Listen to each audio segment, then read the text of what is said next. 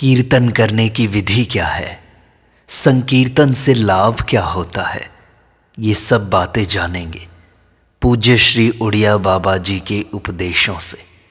एक व्यक्ति ने उड़िया बाबा जी से पूछा कि कीर्तन करने की विधि क्या है महाराज। तब उन्होंने कहा, कीर्तन में 3 बातों को दृष्टि में रखना चाहिए। पहला, कीर्तन का स्थान, दूसरा कीर्तन करने वाले, और तीसरा दर्शक लोग। स्थान परम सात्विक भगवान के चित्र या ध्वजा, पताका इत्यादि से सुसज्जित होना चाहिए। दर्शकों में भी कोई नास्तिक या बहिर्मुख पुरुष न हो। कीर्तनकारों को सब ओर से चित्त हटाकर नेत्र मूंदे हुए अनन्य भाव से भगवान की मधुर मूर्ति का चिंतन करते हुए कीर्तन करना चाहिए। जब कीर्तन समाप्त हो जाए तभी नेत्र खोलने चाहिए। इस प्रकार कीर्तन करने से बहुत शीघ्र ही भगवत कृपा होती है। महाराज जी, एक आदमी को तो नाम जप में आनंद आता है और दूसरा वेद पाठ में मस्त रहता है। इन दोनों में से कौन सा ठीक है? नाम जप से नाम आकार वृत्ति हो जाती है और जगद आकार वृत्ति का अंत हो जाता है। पीछे जब नाम में आसक्ति होती है तो आंसू आने लगते हैं और भगवद अनुराग की प्राप्ति हो जाती है। किंतु जो वेद पाठी है वह तो अधिक से अधिक स्वर्ग की प्राप्ति कर सकता है, उसे भगवान नहीं मिल सकते। महाराज जी, मैं आपका नाम सुनकर आया हूं, मुझे क्या करना चाहिए? मेरा कल्याण किस प्रकार होगा? कृपया करके मुझे बताइए। तुम कौन सा मंत्र जपते हो? महाराज जी, गायत्री मंत्र की 1 माला जपता हूं। अरे, 1 माला गायत्री से क्या होगा? कम से कम 11 माला नित्य जपो तो कुछ चमत्कार हो सकता है। महाराज, मैं ब्राह्मण हूं और एक व्यक्ति के यहां रसोई बनाता हूं। गरीब आदमी हूं, मुझे इतना समय नहीं मिलता जो 11 माला जप सकूं। अच्छा, तुम गायत्री की तो 1 ही माला जपते रहो, किंतु इसके सिवा और सब समय काम काज करते हुए ही राधे श्याम जपा करो। इस प्रकार निरंतर नाम जप करने से बड़ा लाभ होता है। भगवान नाम में बड़ी अद्भुत शक्ति है। इसका निरंतर जप करने से भगवान के दर्शन भी हो सकते हैं। जब तक किसी चीज का लोभ नहीं होता तब तक उसे पाने और सुरक्षित करने की धुन सवार नहीं होती। इसी से जब तक हमारा नाम में लोभ नहीं होता तब तक नाम जप में प्रीति होना भी कठिन है। नाम का लोभ होने पर तो स्वतः ही हर समय जप होने लगेगा। फिर तो 1 मिनट भी व्यर्थ बात करना बुरा जान पड़ेगा। जिस प्रकार धन के लोभी को 5 मिनट भी अपने व्यापार को छोड़ना कठिन हो जाता है, उसी प्रकार भगवान नाम का लोभी 5 मिनट भी व्यर्थ बात नहीं कर सकता। जप सबसे कठिन चीज है। मैं तो ज्ञान और ध्यान से भी जप को कठिन समझता हूं। लोग ज्ञान की बातें तो रात दिन कर सकते हैं, परंतु उन्हें जप करना कठिन है। सब प्रकार की बातें छोड़कर निरंतर एक ही मंत्र को जपते रहना साधारण बात नहीं है। जप में बड़ी विलक्षण शक्ति होती है। नाम मंत्र से भी बड़ा है, क्योंकि मंत्र जप में विधि का बंधन है, जबकि नाम जप में विधि विधान की कोई आवश्यकता नहीं।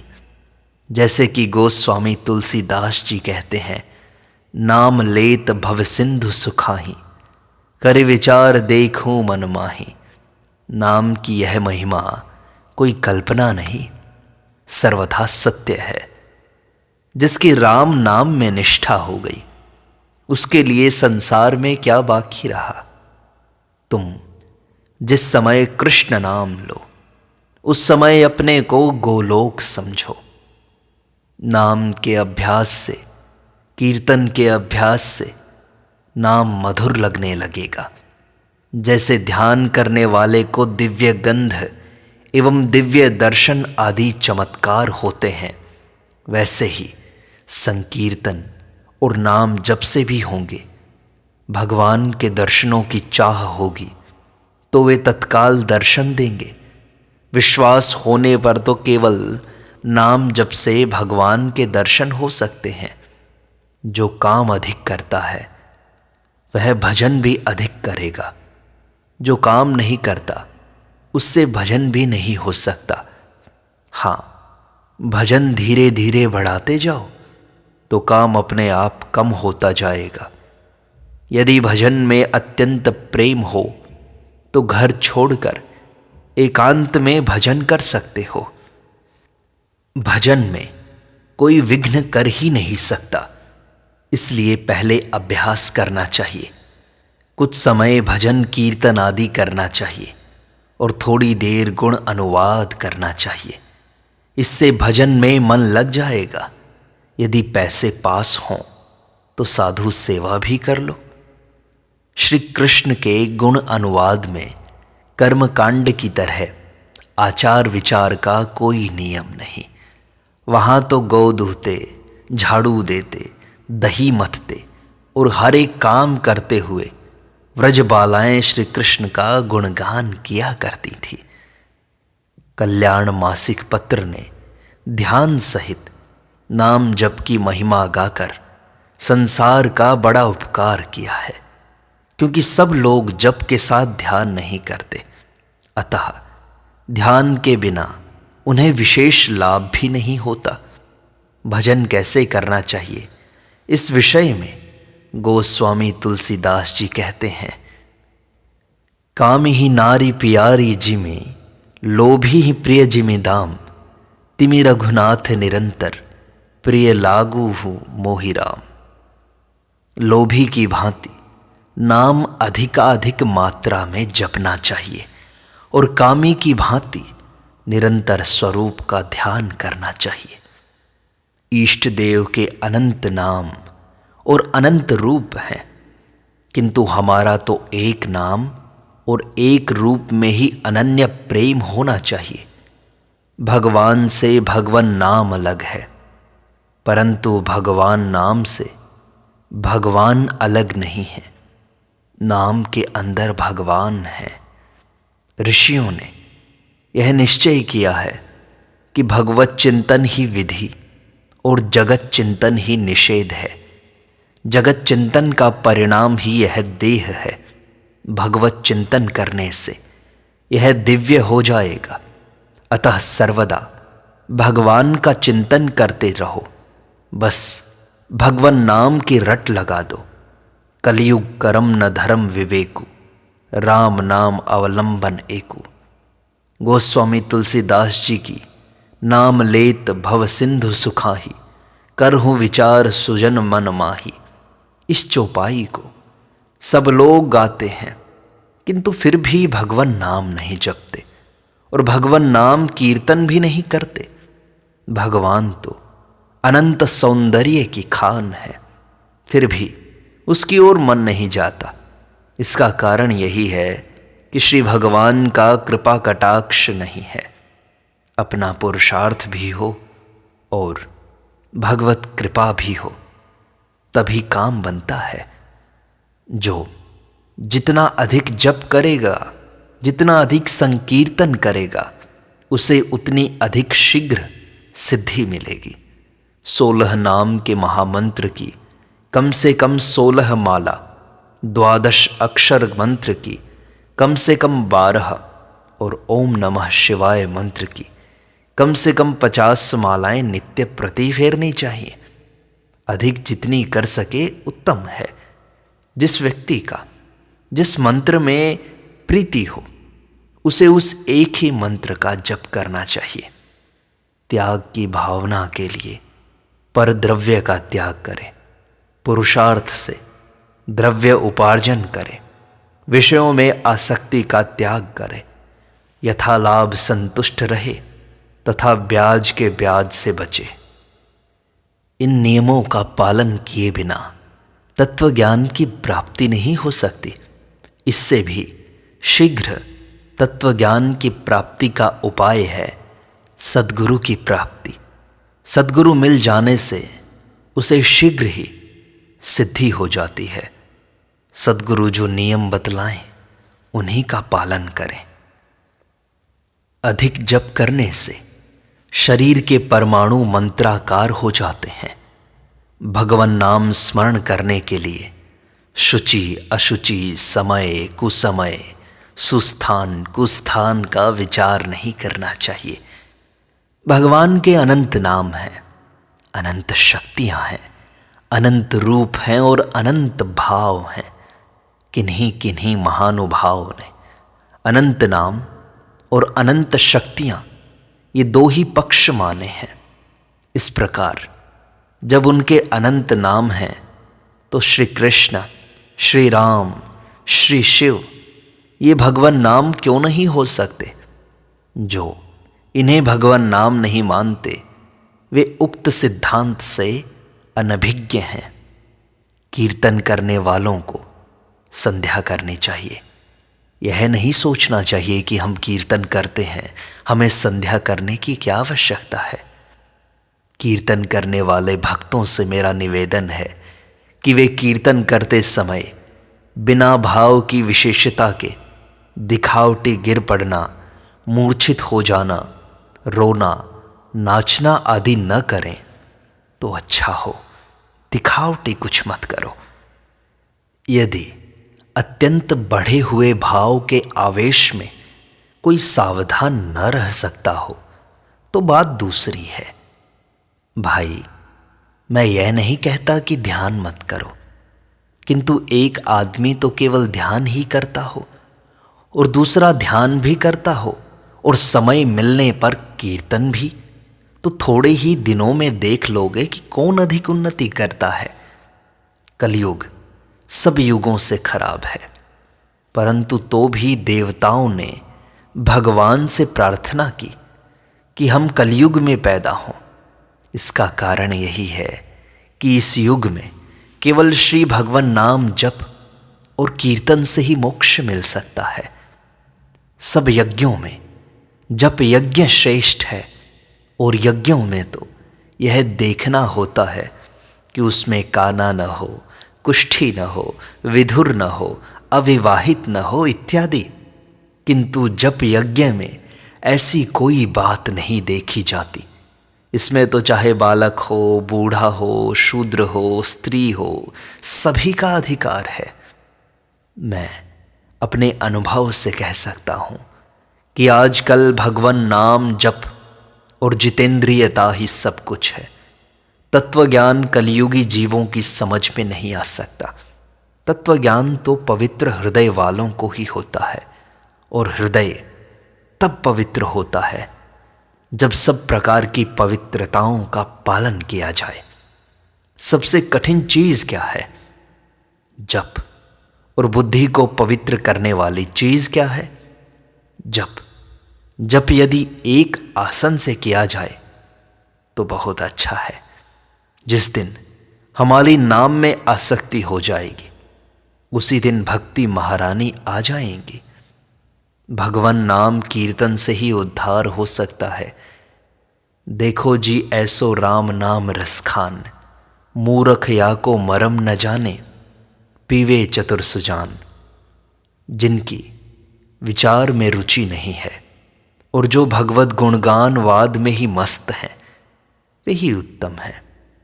पाप कर्मों को ध्वंस करने के लिए भी जप करने की आवश्यकता है। इसी से ज्ञान वैराग्य युक्त भक्ति की प्राप्ति होगी। इसको भी अनिर्विण्ण चित्त से करना चाहिए। देहनाश पर्यंत इसे तत्परता से करते रहना चाहिए। पुनः पुनः चिंतन करने को ही अभ्यास कहते हैं और यही पुरुषार्थ है।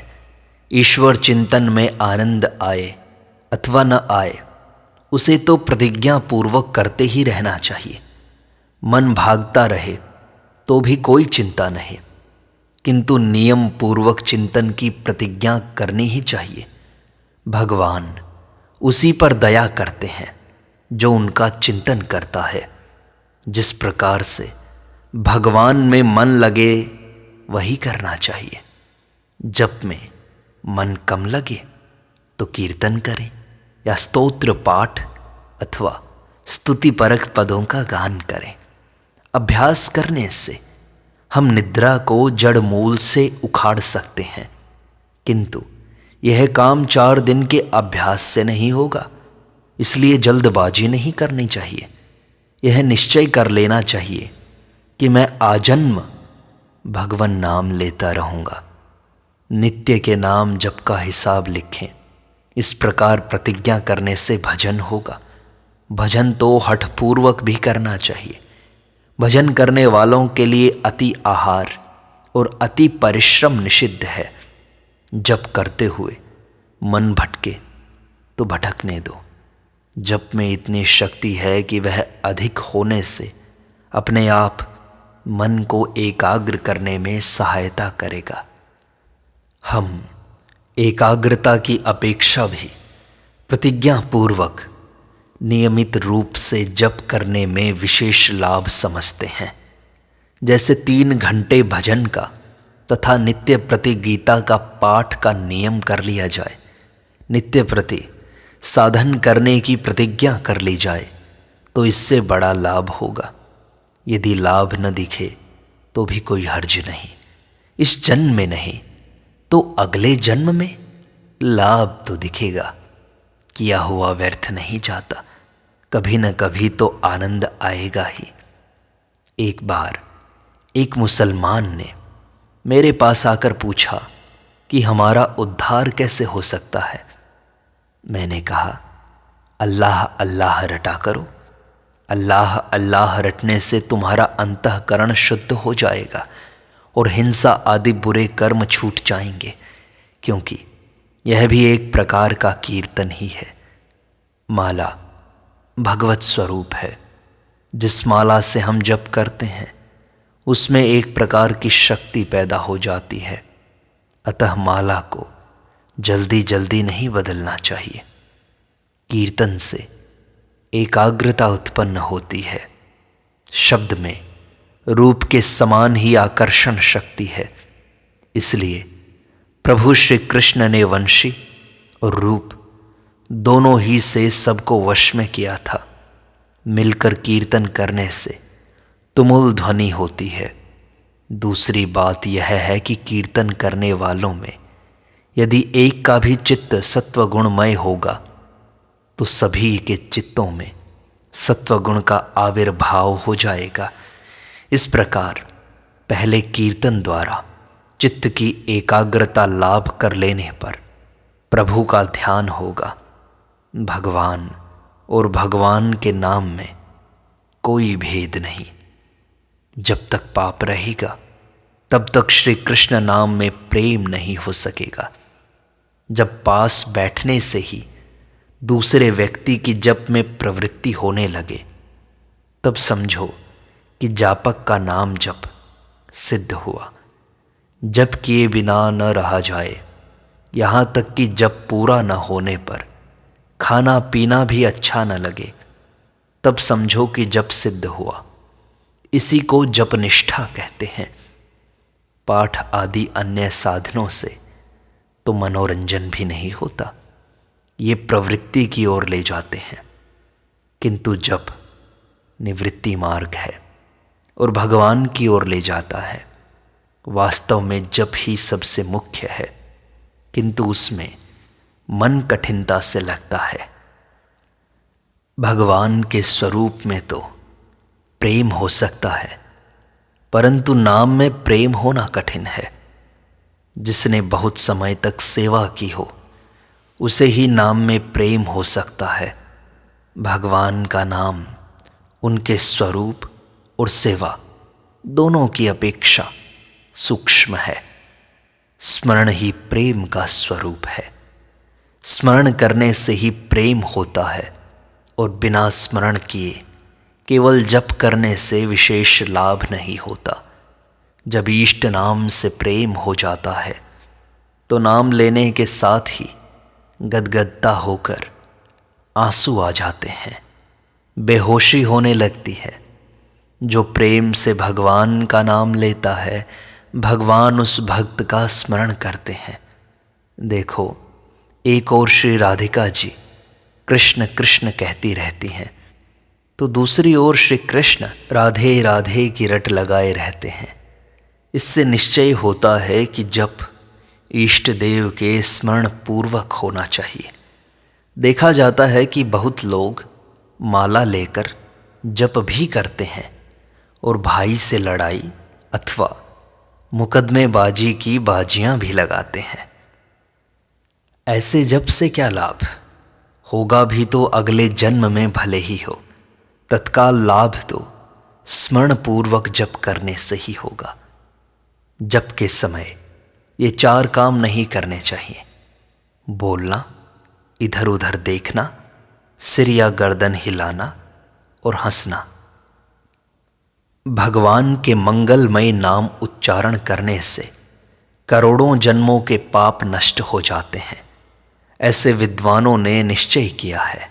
भगवान, उत्तम श्लोक, पवित्र कीर्ति का नाम जान कर लिया जाए अथवा बिना जाने, वह पापों का नाश करता ही है। ज्ञानी या भक्त से कोई अपराध बन जाए तो उसे शास्त्रोक्त प्रायश्चित की आवश्यकता नहीं है। वह केवल जप से ही दूर होगा, कीर्तन से ही दूर हो जाएगा। बस कीर्तन ही, जप ही उसका प्रायश्चित है।